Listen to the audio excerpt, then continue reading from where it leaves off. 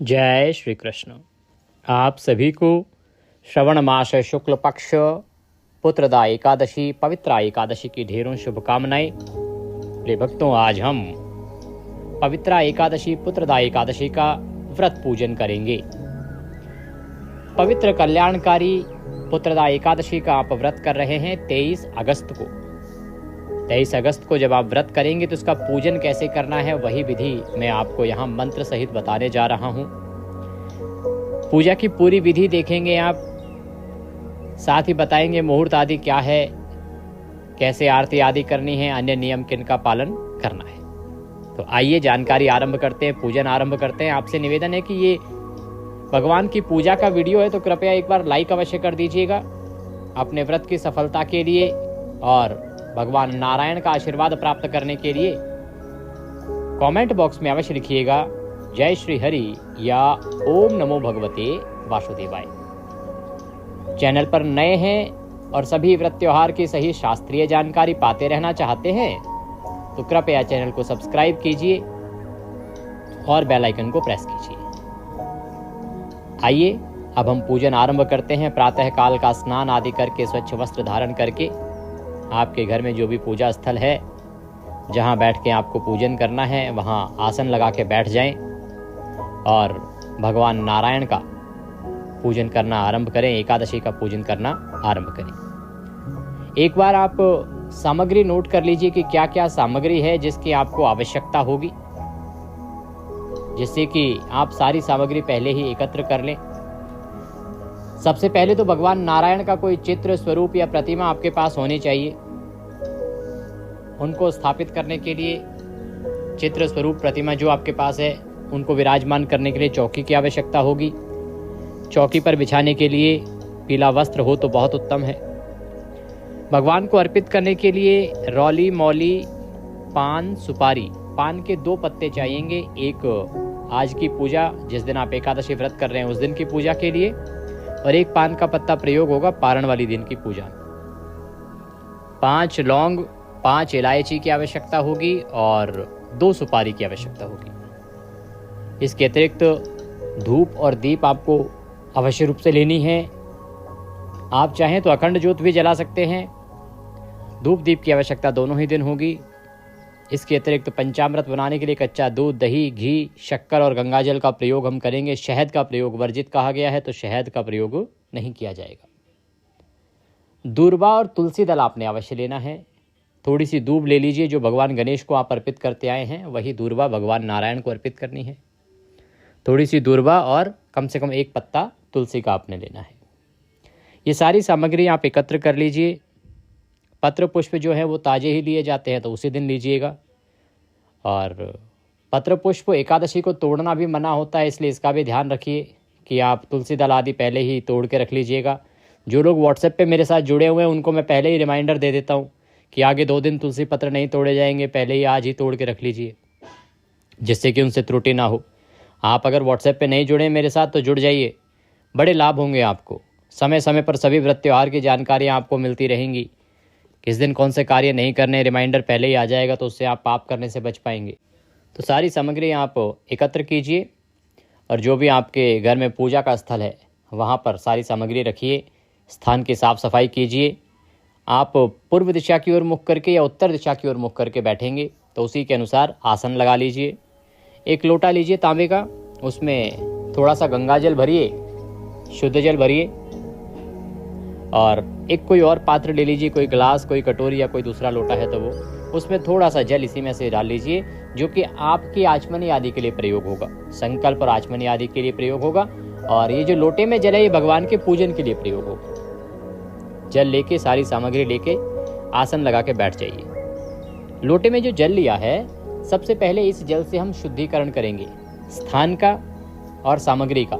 पवित्रीकरण बड़ा आवश्यक है, क्योंकि ये सामग्री आप तक पहुंचने से पहले न जाने किन किन के हाथों से निकली है, कौन किस अवस्था में था। तो भगवान को अर्पित करने से पहले शुद्धिकरण परम आवश्यक है। आप लोटे में जो जल है उस जल के फूल के माध्यम से छींटे दीजिए। हम मंत्र पढ़ते हैं, ओम पवित्र हो पवित्रांग सर्वांग वस्तांगदोपि वम यह स्मरेत पुंडरीकाक्षं सवायंतरः शुचिः ओम पुनातुम पुनातुम पुनातुम। इस प्रकार से आपने जल छींटे देके स्थान को शुद्ध किया, सामग्री को पवित्र किया। अब चौकी लगाइए, चौकी पर पीला वस्त्र बिछाइए और भगवान नारायण की तस्वीर या प्रतिमा जो कुछ भी आपके पास है उसको विराजमान कीजिए। आपके पास सालिग्राम स्वरूप हैं, लड्डू गोपाल जी हैं, बहुत उत्तम है, उनको स्नान का बड़ा पुण्य है एकादशी पर। अन्यथा आपके पास तस्वीर है तो आप तस्वीर का पूजन कर सकते हैं, कल्याणकारी है। विराजमान कीजिए, उनके सामने घी का दिया रखिए। घी का दिया सीधे हाथ की ओर रखा जाएगा। तेल का दिया अगर जला रहे हैं, तिल के तेल का, तो उल्टे हाथ की ओर, और उसकी विपरीत दिशा में धूप रखिए। इस एकादशी पर आप कलश की स्थापना कर सकते हैं। कुछ पुराणों में वर्णन आता है, जब शिव महापुराण या विशेष रूप से सावन मास महात्म्य में ये वर्णन आया था, जब 2-3 कथाएं एक साथ चल रही होती हैं तो इस मस्तिष्क को सोचने में, विचार करने में समय लग जाता है कि कौन सी चीज़ किस कथा में आई थी। जी, कलश के विषय में शिव महापुराण में भगवान शंकर के द्वारा विधि बताई गई थी। उसमें कहा गया था कि आप कलश की स्थापना करें।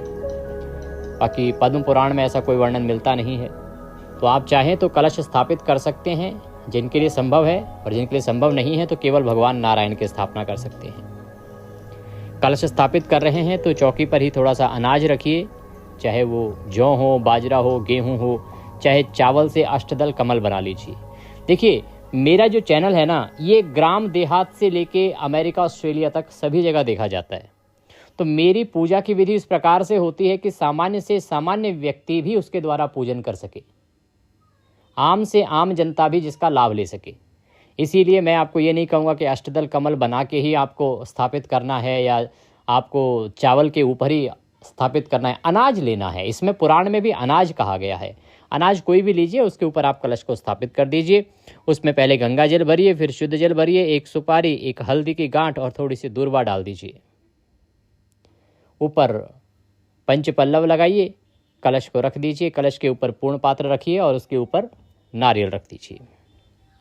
इस प्रकार से आप कलश की स्थापना कर सकते हैं। अब इस प्रकार स्थापना करने के बाद आप पूजन के लिए अग्रसर होंगे। तो जो दूसरे पात्र में मैंने जल लेने के लिए कहा था आपको, आपकी आचमनी आदि के लिए, उसमें से चम्मच से 1 चम्मच जल अपने हाथ पे लीजिए और हाथ धो लीजिए। हस्तो प्रक्षालनम। हाथ धोने के बाद अब हम जल आचमनी करेंगे। एक एक मंत्र पर 1-1 चम्मच जल आपने पीना है। जो निर्जल व्रत कर रहे हैं वो विशेष ध्यान दें कि 2-2 बूंद जल ही आपने लेना है एक बार में, क्योंकि पुराण में 6 मासा जल आचमनी के रूप में कहा गया है अगर आप निर्जल व्रत कर रहे हैं तो।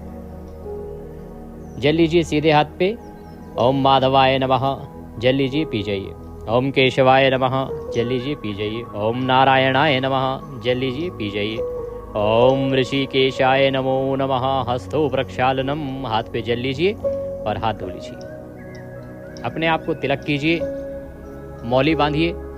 पारिवारिक जन यदि बैठकर पूजन कर रहे हैं तो उन्हें भी तिलक कीजिए, मौली बांधिए। और अब हम धूप दीप को प्रज्वलित करेंगे। धूप दीप जलाइए। शुभम करोति कल्याणम आरोग्यम धन संपदाम शत्रुर्बुद्धि विनाशाय दीप ज्योतिर्नमोस्तुते।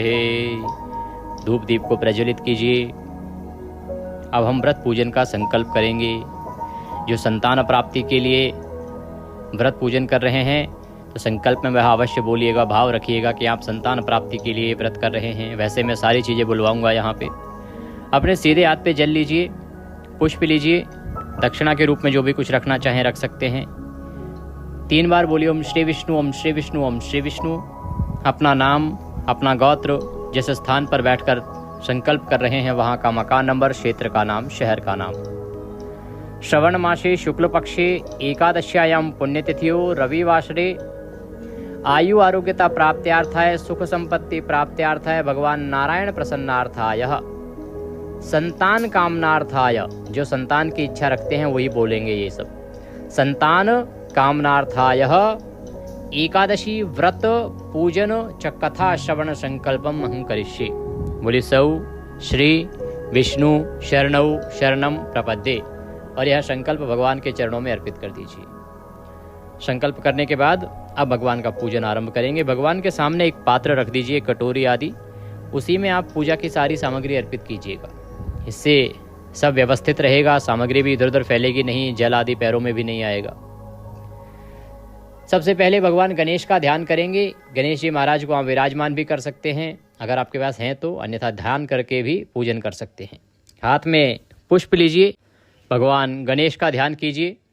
गजाननं भूतगणाधिसेवितं कपिध्वजम्बो फलचारुभक्षणम् उमासुतं शोकविनाशकारकं नमामि विघ्नेश्वर पाद पंकजम। बोलिए गणेश जी महाराज की जय। वह पत्र पुष्प अर्पित कीजिए, गणेश जी महाराज को अर्पित कर दीजिए। अन्यथा कलश अगर आपने स्थापित किया है तो उनको अर्पित कर सकते हैं, वहाँ भी गणेश जी का वास है। अन्यथा भगवान नारायण के चरणों में अर्पित कर दीजिए। अब भगवान नारायण का ध्यान करेंगे। शांताकारं भुजगशयनं पद्मनाभं सुरेशं विश्वधारं गगनसदृशं मेघवर्णं शुभांगं लक्ष्मीकान्तं कमलनयनं योगिरविन्दनगम्यं वन्दे विष्णुं भवभयहरं सर्वलोकिकनाथं। बोले विष्णु भगवान की जय। हे नारायण, हम आपका आवाहन करते हैं, आप यहाँ आए विराजमान हो और हमारी इस पूजा को स्वीकार करें। यह पुष्प हम आपको आसन के रूप में अर्पित करते हैं, आप आसन के रूप में इनको स्वीकार करें और विराजमान हो। 5 पुष्प भगवान को आसन के रूप में अर्पित कर दीजिए। जिनके पास 5 नहीं है तो वो 1 पुष्प अर्पित कर दीजिएगा। भगवान आ गए हैं, विराजमान हुए हैं। अब हम पूजन करेंगे।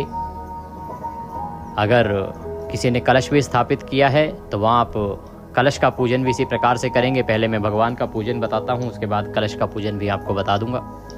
भगवान को सबसे पहले पद्य अर्घ्य आचमनी अर्पित करेंगे। पद्य अर्घ्य आचमनी अर्पित करने के लिए 1-1 चम्मच जल भगवान को 1-1 मंत्र पर अर्पित कीजिएगा।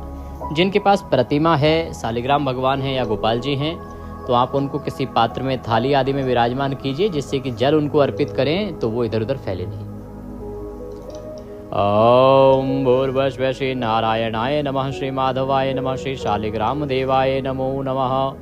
पुत्रदा एकादशी पूजन अंतर्गते भगवान नारायण निमित्तार्थाय पद्यम समर्पयामि। पद्य के रूप में 1 चम्मच जल भगवान को अर्पित कीजिए। भगवान के चरणों को धुला रहे हैं आप, ये भाव रखिए। अब भगवान को अर्घ्य प्रदान करेंगे। ओम भूर्भुवः श्री नारायणाय नमः, श्री माधवाय नमः, श्री शालिग्राम देवाय नमो नमः। अर्घ्यम समर्पयामि। भगवान को अर्घ्य के रूप में 1 चम्मच जल अर्पित कीजिए। अब प्रभु को आचमनी अर्पित करेंगे। ओम भूर्भुवः श्री नारायणाय नमः, श्री माधवाय नमः, श्री शालिग्राम देवाय नमो नमः। आचमनिम समर्पयामि। आचमनी के रूप में 1 चम्मच जल अर्पित कीजिए। पद्य अर्घ्य आचमनी करा के प्रभु को स्नान कराएंगे। स्नान कराने के लिए जल अर्पित कीजिएगा। जो तस्वीर पर पूजन कर रहे हैं तो आप फूल से जल के छींटे दीजिएगा, और जो प्रतिमा का पूजन कर रहे हैं या शालिग्राम जी का पूजन कर रहे हैं, आपके पास शंख है तो शंख में जल भर लीजिए और उससे नहलाइए, या आप आचमनी से या जो लोटा है उससे भी जल अर्पित कर सकते हैं। ओम भूर्भुवः श्री नारायणाय नमः, श्री माधवाय नमः, श्री शालिग्राम देवाय नमो नमः। स्नान निमित्तार्थाय जलम समर्पयामि। स्नानम कुरु। स्नान कराइए। अब पंचामृत से स्नान कराएंगे। पंचामृत बनाइए कच्चा दूध, दही, घी, शक्कर और गंगा जल से, जिसमें शहद नहीं मिलाना है। और पंचामृत को फूल पे लगा लीजिए जो तस्वीर पर पूजन कर रहे हैं, और प्रतिमा पर पूजन करने वाले भगवान को पंचामृत से अभिषेक कराइए। ओम भूर्भुवः श्री नारायणाय नमः, श्री माधवाय नमः, श्री शालिग्राम देवाय नमो नमः। पंचामृत स्नान निमित्तार्थाय पंचामृतम समर्पयामि। पंचामृत समर्पित कीजिए भगवान को। पंचामृत से स्नान कराने के बाद अब प्रभु को शुद्धियोदक स्नान कराएंगे, फिर से शुद्ध जल से। ओम भूर्भुवः श्री नारायणाय नमः, श्री माधवाय नमः, श्री शालिग्राम देवाय नमो नमः। शुद्धियोदक स्नान निमित्तार्थाय शुद्ध जलम समर्पयामि। शुद्ध जल से नहलाइए भगवान को। भाव रखिए। देखिए, भगवान भाव के भूखे हैं। हम भगवान को क्या स्नान कराएंगे? भाव रखिए कि आप इस प्रकार से स्नान करा रहे हैं, और कोई जल्दीबाजी नहीं। जब भी पूजन करें, या तो करें ना करें तो पूरा मन लगा के, प्रेम से पूरा समय दे के पूजन कीजिए। कभी कभार तो हम पूजन करते हैं, उसमें भी अगर मन ना लगाया तो क्या लाभ। भगवान को आपने इस प्रकार से स्नान कराया। शालिग्राम भगवान या प्रतिमा जो है उनको आप आसन पर विराजमान कीजिए बच्चे से पहुँच के। और अब हम भगवान को वस्त्र अर्पित करेंगे। मौली का एक टुकड़ा तोड़िएगा और वस्त्र के रूप में अर्पित कीजिएगा भगवान को। भाव रखिए कि आप भगवान को वस्त्र पहना रहे हैं। ओम भूर्भुवः श्री नारायणाय नमः, श्री माधवाय नमः, श्री शालिग्राम देवाय नमो नमः। वस्त्रम समर्पयामि। वस्त्र समर्पित कीजिए। वस्त्रम उपवस्त्रम यज्ञोपवीतम। यज्ञोपवीत जनेऊ अर्पित करेंगे। जनेऊ लीजिए, उसको रौली कुमकुम आदि से तिलक कर लीजिए। ओम भूर्भुवः श्री नारायणाय नमः, श्री माधवाय नमः, श्री शालिग्राम देवाय नमो नमः। यज्ञोपवीतम समर्पयामि। यज्ञोपवीत अर्पित करके इत्र समर्पित करेंगे भगवान को। इत्र को फूल पर लगा लीजिए, भगवान को अर्पित कीजिए। ओम भूर्भुवः श्री नारायणाय नमः, श्री माधवाय नमः, श्री शालिग्राम देवाय नमो नमः। इत्रम समर्पयामि। इत्र समर्पित करने के बाद प्रभु को प्रेम से तिलक कीजिए। चंदनम महत् पुण्यम पवित्रम पापनाशनम। प्रेम से भगवान को तिलक करेंगे। ओम भूर्भुवः श्री नारायणाय नमः, श्री माधवाय नमः, श्री शालिग्राम देवाय नमो नमः। गंधम समर्पयामि। तिलक कीजिए प्रभु को। तिलक करने के बाद प्रभु को पुष्प अर्पित करेंगे। माला है तो माला पहनाइए। ओम भूर्भुवः श्री नारायणाय नमः, श्री माधवाय नमः, श्री शालिग्राम देवाय नमो नमः। पुष्पम समर्पयामि। माल्यार्पणम कुरुः। अब आप भगवान को तुलसी दल अर्पित करेंगे और दूर्वा अर्पित करेंगे। ओम भूर्भुवः श्री नारायणाय नमः, श्री माधवाय नमः, श्री शालिग्राम देवाय नमो नमः। तुलसी दलम समर्पयामि। दुर्वांकुरम। दुर्वांकुर लीजिए। ओम भूर्भुवः श्री नारायणाय नमः, श्री माधवाय नमः, श्री शालिग्राम देवाय नमो नमः। दुर्वांकुरम समर्पयामि। दुर्वांकुर अर्पित करने के बाद अब भगवान को धूप दिखाइए और दीप दिखाइए। ओम भूर्भुवः श्री नारायणाय नमः, श्री माधवाय नमः, श्री शालिग्राम देवाय नमो नमः। धूपम अग्रापयामि। दीपम दर्शयामि। धूप दीप दिखा के नैवेद्य के रूप में आपके पास फल, मिठाई, मिश्री, बताशा जो भी कुछ है वह अर्पित कीजिए। ओम भूर्भुवः श्री नारायणाय नमः, श्री माधवाय नमः, शालिग्राम देवाय नमो नमः। नैवेद्यम समर्पयामि। जलाचमनिम कुरुः। एक चम्मच जल लीजिए, भगवान के सामने रखे पात्र में अर्पित कीजिए कि प्रभु को आप जल पिला रहे हैं। जलाचमनिम तांबूलम पूंगी फलम। पान का पत्ता लीजिए, उस पर 2 लौंग, 2 इलायची और 1 सुपारी रखिए। भगवान को तांबूल अर्पित कीजिए। ओम भूर्भुवः श्री नारायणाय नमः, श्री माधवाय नमः, श्री शालिग्राम देवाय नमो नमः। तांबूलम पूंगी फलम तांबूलम समर्पयामि। शुभ दक्षिणायाम। जो भी दक्षिणा अर्पित करना चाहते हैं वह दक्षिणा अर्पित कीजिए। हाथ जोड़ के भगवान को नमस्कार कीजिए। अब आप एकादशी की कथा सुनेंगे। कथा के साथ में विष्णु सहस्त्र नाम का श्रवण करेंगे। जो भक्तगण संतान प्राप्ति के लिए व्रत कर रहे हैं तो आपके लिए विशेष रूप से मैंने विष्णु सहस्त्र नाम के साथ गोपाल सहस्त्र नाम का पाठ अपलोड किया है, वो आपके लिए कल्याणकारी है। आप गोपाल सहस्त्र नाम अवश्य सुनिएगा। आपको ये सभी वीडियो सीधे मोबाइल पर भी प्राप्त हो जाएंगे। हमारे चैनल को भी सब्सक्राइब कीजिए और मोबाइल पर अगर व्हाट्सएप पे आप जुड़े होंगे तो सीधे व्हाट्सएप पे आपको वीडियो का लिंक मिल जाएगा। तो वहाँ एक ही वीडियो में आपको कथा, सहस्त्रनाम और आरती सब मिल जाएगा। आरती कीजिए। जो द्रव्य दक्षिणा देना चाहते हैं द्रव्य दक्षिणा आदि दीजिए, दान आदि कीजिए और उसके बाद नियमानुसार दिन को व्यतीत कीजिए। किसी के साथ लड़ाई झगड़ा नहीं, वैर भाव नहीं, शांत चित्त रहते हुए सायंकाल को कीर्तन करना है। कीर्तन में सुने जाने वाले स्तोत्र पाठ में आपके लिए अपलोड करूंगा, उसका लाभ लीजिएगा। रात्रि काल को जागरण की बड़ी महिमा है, जागरण अवश्य करना है। सुने जाने वाले स्तोत्र पाठ में आपके लिए अवश्य अपलोड करूंगा। और पूरी रात जो ना जाग पाए तो 2 बजे तक तो प्रयास करके जागिए ही जागिए। और अगले दिन पारण के लिए सूर्योदय से पहले उठ जाइए। आहार के विषय में जानकारी दे चुका हूं कि कैसे आहार लेना है, कब आहार लेना है। इस प्रकार से आप पूजन को कीजिए। भगवान नारायण आपका कल्याण करेंगे। पारण की पूजा कैसे करनी है इसकी जानकारी पारण के वीडियो में दूंगा। यहाँ अभी बता दूं कि पारण सुबह सुबह नहीं होगा इस एकादशी का, तो ध्यान दीजिएगा। वीडियो मैंने अपलोड कर दिया है पहले ही, उसका लाभ ले लीजिएगा। ऐसे पूजन करके प्रभु को प्रणाम कीजिए और इस प्रकार से इस एकादशी का पूर्ण लाभ लीजिए। प्रिय भक्तों, जानकारी थोड़ी भी अच्छी लगी हो तो एक बार लाइक अवश्य कर दीजिएगा। जितना हो सके शेयर कीजिएगा। भगवान नारायण का आशीर्वाद प्राप्त करने के लिए कमेंट बॉक्स में अवश्य लिखिए जय श्री हरि या ओम नमो भगवते वासुदेवाय। दक्षिणा स्वरूप कुछ भी भेजना चाहते हैं तो आपके स्क्रीन पर एक QR कोड आ रहा होगा, उसको स्कैन करके भेज सकते हैं। व्हाट्सएप पे जुड़ना चाहते हैं तो आपके स्क्रीन पर नंबर आ रहा होगा 900 से, उस पर व्हाट्सएप मैसेज कीजिए, लिखिए अपना नाम और कहिए कि आप सभी तिथि त्यौहार की जानकारी पाना चाहते हैं, तो मैं आपको अपने साथ व्हाट्सएप पर ऐड करूंगा और फिर सब जानकारी सीधे मोबाइल पर आपको आनी आरंभ हो जाएगी। इसका लाभ लीजिएगा। परमात्मा आपके व्रत को सफल करें। हरे कृष्ण।